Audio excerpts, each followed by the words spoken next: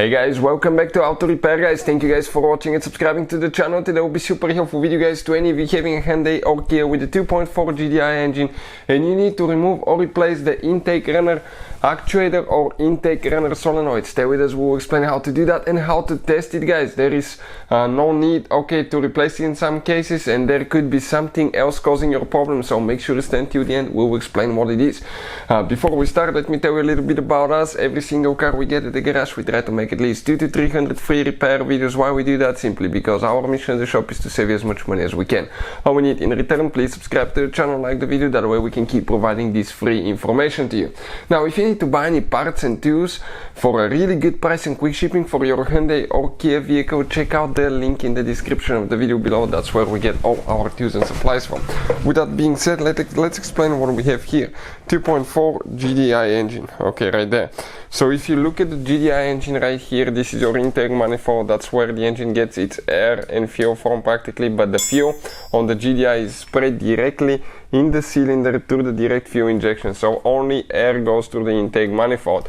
But you have a variable intake manifold. What that means, you have valves that move on the inside, so that can increase the torque at lower RPMs. It makes the engine more efficient as well, and that is controlled by the intake runner actuator and the solenoid.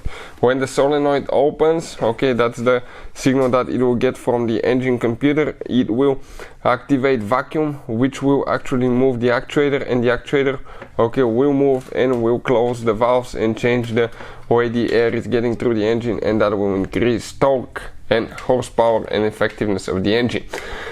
Now, we will explain how to remove and replace the system, but we will explain also what else usually causes your problems, which could not be, okay, the solenoid or the actuator. So, what you need to do, we need to get a prying tool, okay, and we need to pry, okay, that joint out of here. Careful not to break it. Okay, you can see just a bow joint that it attaches to. We're going to disconnect the wire connector on the bottom of it. Perfect, just like that. And then we will need to remove 3 bolts, I believe, with 10 millimeter socket. One for the, okay, that's for the solenoid on the bottom. We have 1 bolt with 10 millimeter. We have 2 bolts for the actuator that hold it to the intake manifold. Will come out. Okay, that's the solenoid, and at that point you need to pull it out of the vacuum line. Now, those are the actuator and the solenoid guys. Okay, the whole system is right here. We have a special video that explains how to test intake runner, actuator and solenoid on Gdi engine. It's on our channel, this channel that you're watching now, our main channel, Auto Repair guys. But if everything checks out fine and everything's good, it's responsive, it's moving, you test it and everything's good, what else can easily cause that? Vacuum leak guys, vacuum leak. For instance, okay, it could be cracked vacuum line here. You have multiple vacuum lines behind the intake manifold. The only way to access them practically is to remove them, to remove the intake manifold, so you can get to the back side of it and replace them. Here you will have vacuum lines as well, vacuum lines going right there, and if you have a leak, you can see you have the purge valve and 1 vacuum line that goes behind the intake manifold.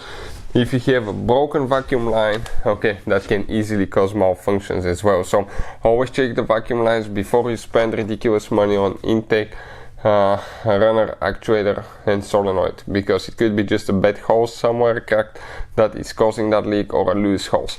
Hopefully guys, the video will be helpful. Putting it together is in the same order we took it apart, just the opposite, the reverse way.